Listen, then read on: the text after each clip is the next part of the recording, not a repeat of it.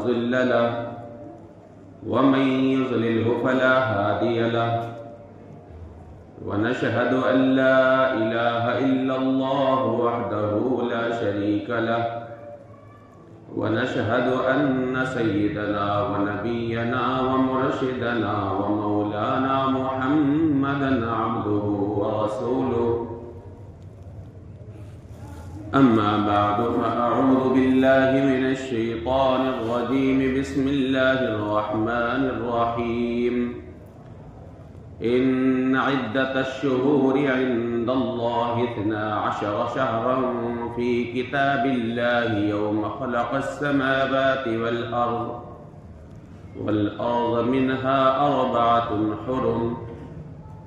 وقال النبي صلى الله عليه وسلم اللهم بارك لنا في رجب وشعبان وبلغنا رمضان او كما قال علیہ الصلوۃ والسلام. میرے محترم بزرگوں اور عزیز ساتھیوں اور پس پردہ بیٹھی میری مائیں اور بہنیں،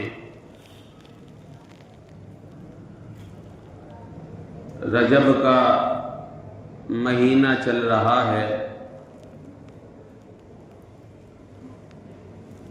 رجب کے مہینے سے متعلق جو خرافات، جو بدعات، جو رسومات ہمارے گھروں میں چل رہی ہے، اس کی کیا وجہ ہے، اور بدعتیں، رسومات یہ چلتی کیوں ہیں؟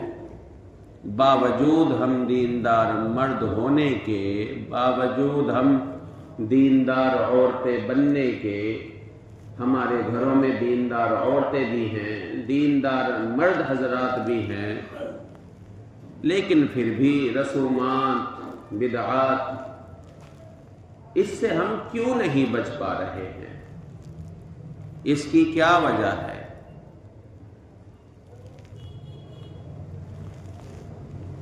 اس کی چند وجہ ہیں.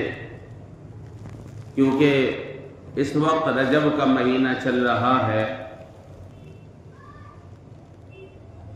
آج کل تو بھارت کے جو مسلمان ہیں، اور بھارت سے مراد میری پرانا بھارت ہوتا ہے، جس میں بنگلہ دیش، پاکستان، افغانستان اور نیپال اور آپ کا یہ ہندوستان، یہ سب ملا کر کے، کیونکہ پہلے ایک ہی تھا معاملہ، یہ تو بعد میں چل کر کے الگ الگ دیش بنے. جتنے بھی یہ دیش ہیں، بن رہے ہیں، ان میں سب سے زیادہ جو رسومات ہیں اور بدعات ہے، اس کی وجہ کیا ہے؟ اس کی سب سے پہلی وجہ تو ہے قرآن سے دوری. سب سے پہلی وجہ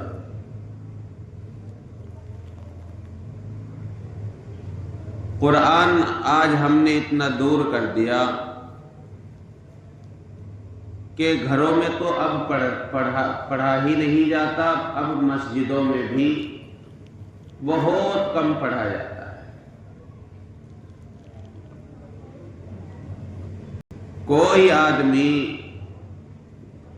کوئی بھی مولوی الا ماشاء اللہ کچھ مساجدوں کے، یا تو مسجد والے نہیں چاہتے، یا مسجد میں جو امام ہے وہ نہیں چاہتا کہ قرآن کی تفسیر ہو. کیونکہ جب قرآن کی تفسیر ہوگی، قرآن بتائے گا، تو قرآن تو 2 ٹوک الفاظ میں بتائے گا، اور ہم اسے سننا نہیں چاہتے. تو پھر ہمیں رسومات کا، بدعات کا پتہ کیسے چلے گا؟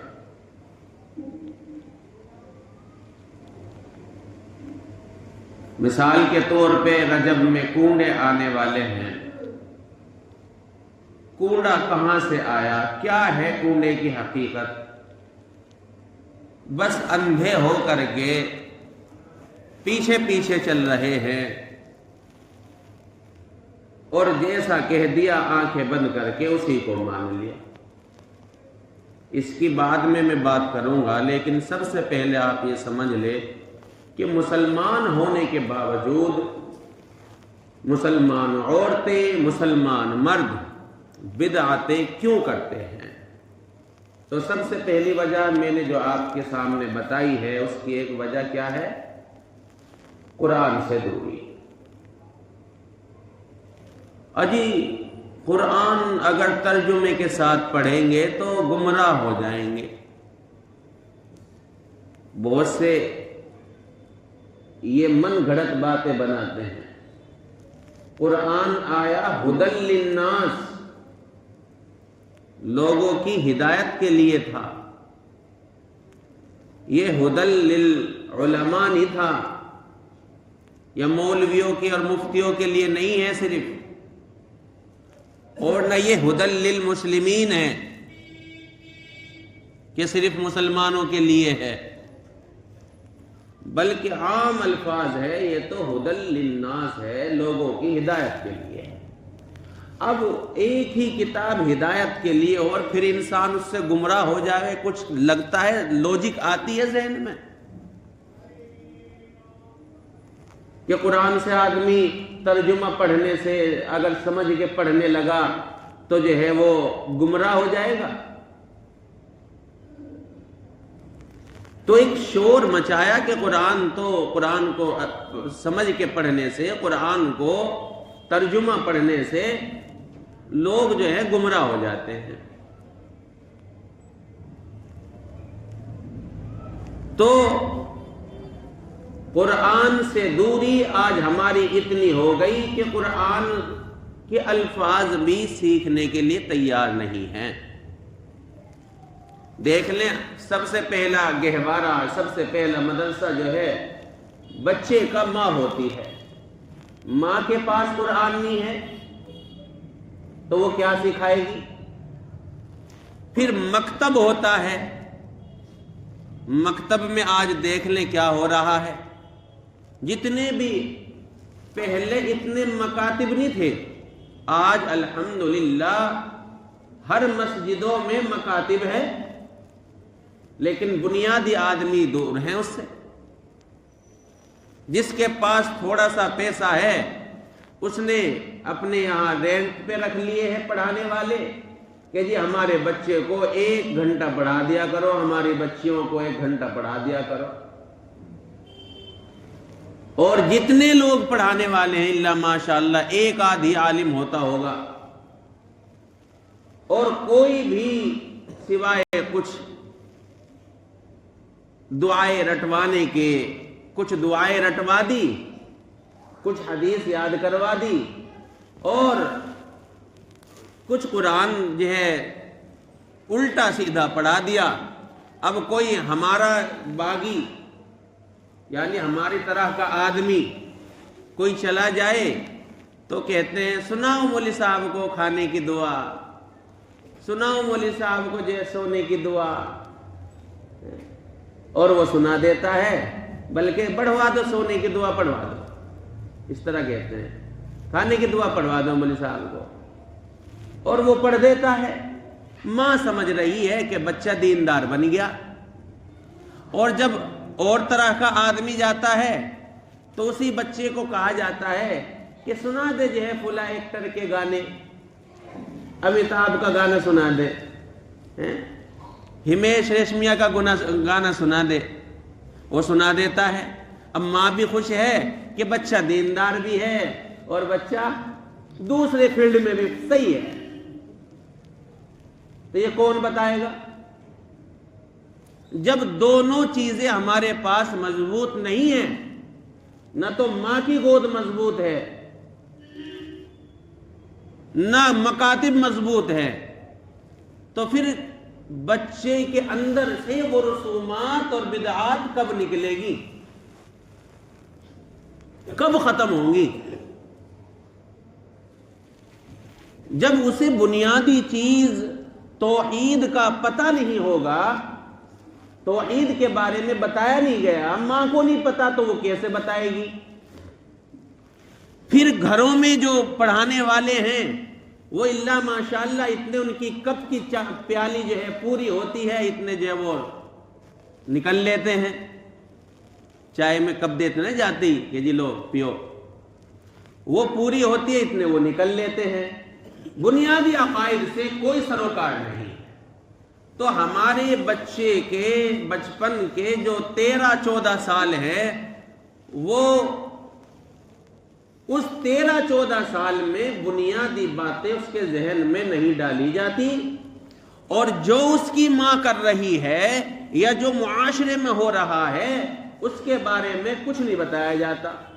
اب لے دے کے یہ جمعہ باقی رہ گیا کہ جی جمعے کے دن پتہ لگ جائے گا، اب دیکھ لو جمعے کا کیا حال ہے۔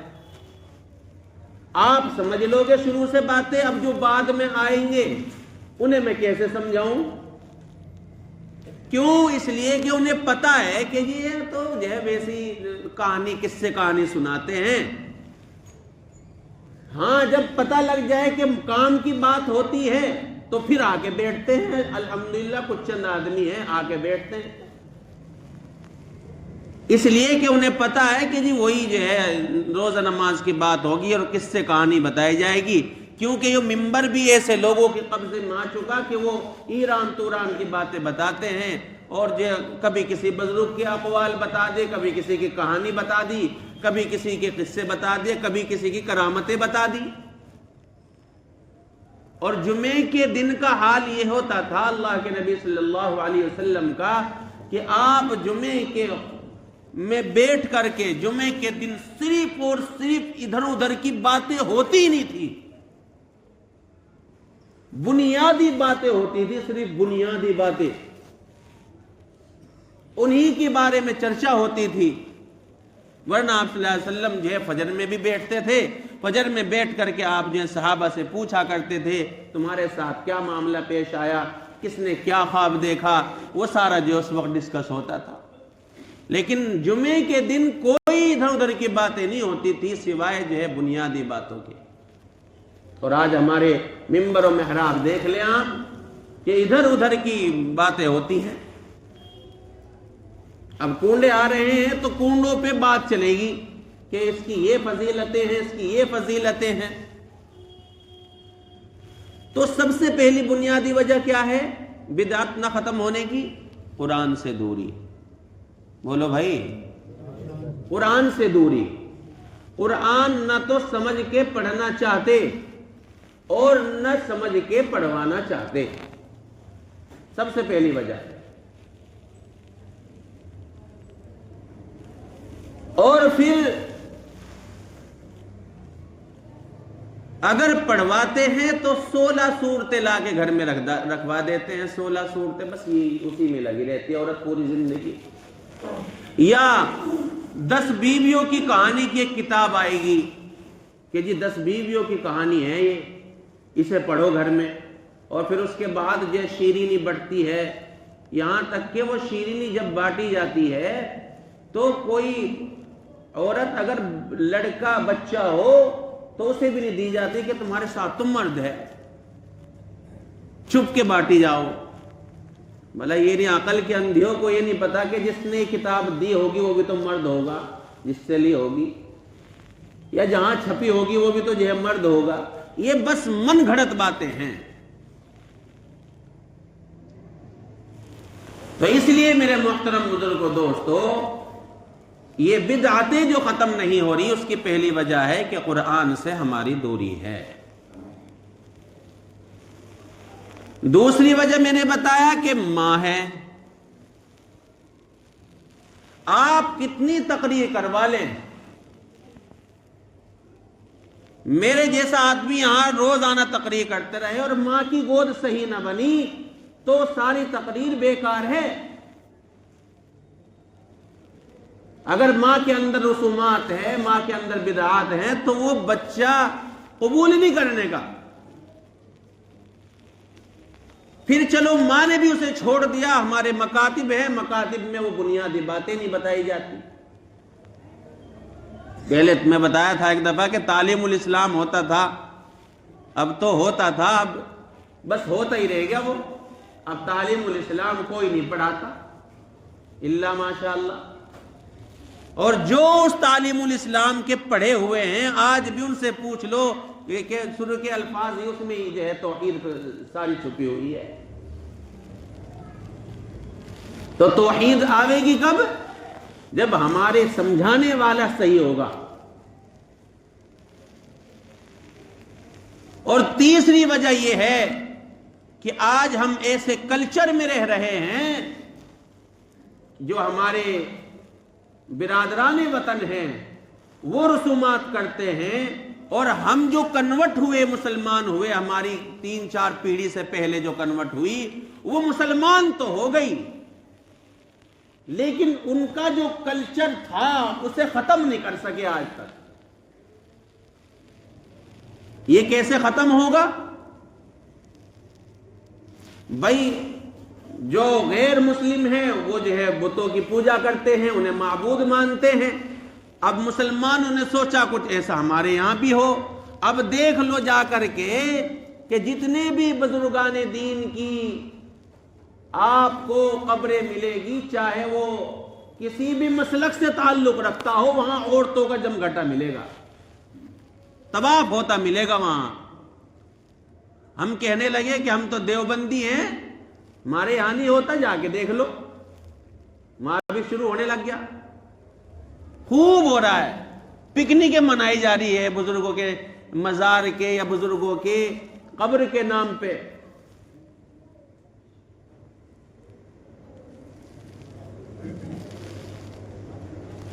اب کسی جا کے دیکھ لو کہ جو ہے اس پہ پھول چڑھائے جاتے ہیں، مالائیں ڈالی جاتی ہیں۔ ایک نے تو اگربتی لگا دی کہ جی کیوں لگائی؟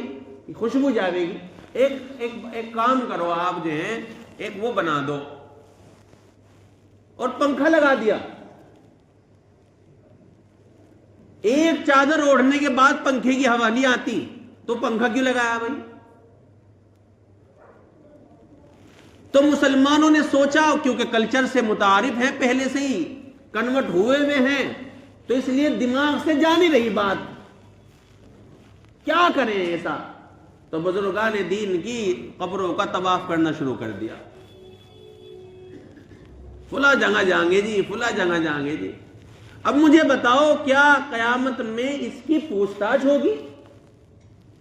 بولو بھائی، ہوگی پوچھ تاچھ؟ اللہ یوں پوچھے گا کہ تم نے جو ہے قبر پہ جو ہے اتنے پھول کیوں نہیں ڈالے؟ پوچھ تاچھ ہوگی؟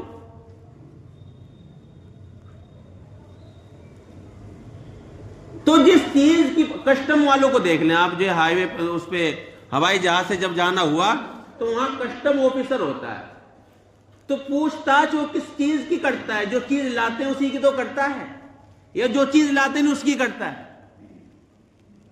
تو پوچھ تاچھ اس سے تو ہوگی جو پھول ڈالے گا، یا جو نہیں ڈالے گا اس سے ہوگی؟ بھائی جس نے پھول ڈالے، چادر چڑھا دی، سجدہ کر دیا، تو اسی سے تو پوچھا جائے گا تم نے پھول کیوں ڈالے تھے؟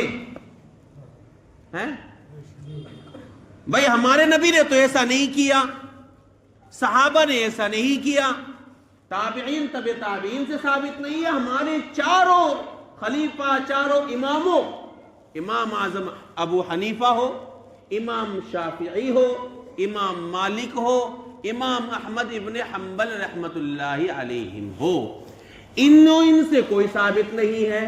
تو جب ان سے ثابت نہیں ہے تو پھر کیا ہمارے سے پوچھ تاچھ ہوگی اس چیز کی؟ پوچھ تاچھ تو اسی سے ہوگی جس نے قرآن کے خلاف، نبی کے اقوال کے خلاف، صحابہ کے طریقے کے خلاف کام کیا ہوگا۔ پوچھ تاچھ اس سے ہوگی کہ تم نے یہ کیوں کیا؟ تو اس لیے کرنے سے پوچھ تاچھ ہوگی، نہ کرنے سے تو کوئی گناہ نہیں ہوگا بھائی۔ بولو بھائی، کہ تم نے کیا کیوں نہیں، پھول کیوں نہیں ڈالے، کہیں لکھا ہوا ہے؟ جب ڈال دو گے تب جب پوچھ تاچھ ہوگی کیوں ڈالے تھے یہ بتاؤ. اس لیے میں کہتا ہوں دین میں وہ کام کرو جو کرنے کے ہیں. اپنی طرف سے، اپنی عقل سے، اپنی آئیڈیا سے وہ کام نہ کرو جو نہ کیے ہوئے ہوں کہ جی اس میں برائی کیا ہے. نظر و نیاز دے دے، نظر و نیاز کے ہم جو ہے خلاف نہیں ہیں. آپ نظر مانیے کہ ہم جو ہے ہمارا کھلا کام ہوگا تو ہم 5,000 روپے مسجد میں دیں گے، دو. آپ جو ہے نظر و نیاز مانے کہ میں جو ہے 5,000 روپے کا کھانا بنا کر کے فلاں غریبوں کو کھلاؤں گا، دو. ہم اس کے قائل ہیں، دو. لیکن اس چیز کے قائل نہیں ہے جو نبی پاک علیہ الصلوۃ والسلام یا صحابہ یا کسی بزرگ سے ثابت ہی نہ ہو.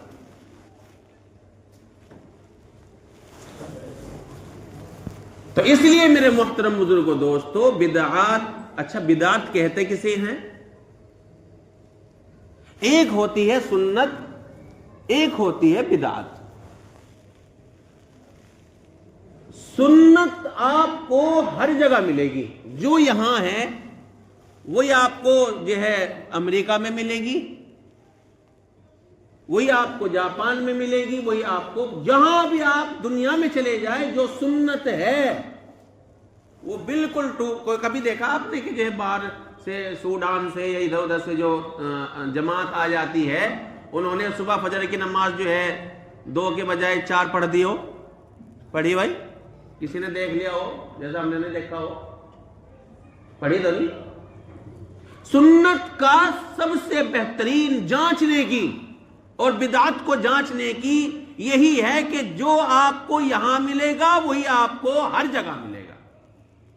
اور بدعت کو جانچنے اور پرکھنے کا طریقہ یہ ہے جو کام آپ یہاں کریں گے بدعت میں، نئی چیز میں، وہ تھوڑی سی اور سلم پوری جاتی بدل جائے گی، وہ کچھ اور کر رہا. آپ محرم میں کوئی تو شربت بانٹتا ہے، کوئی جلیبی بانٹتا ہے، کوئی سینہ جو ہے پیٹتا ہے، کوئی پٹا کھیلتا ہے، تھوڑی تھوڑی دور پہ ہی بدلتی رہے گی. اسے کہتے ہیں کیا؟ بولو بھائی، زور سے بولو نا. بدعت کہتے ہیں کچھ وہ آ گیا. کیا کہتے ہیں اسے؟ بدعت. جو کہیں کہیں ملے گی یہ ہے بدعت کی تعریف. جو کہیں کہیں ملے گی اور جہاں ملے گی بدلی ہوئی ملے گی. جہاں ملے گی بدلی ہوئی ملے گی. اب آ جائیے کنڈے جو اب آج ابھی رجب کے مہینے میں تو چلتے ہیں بھائی.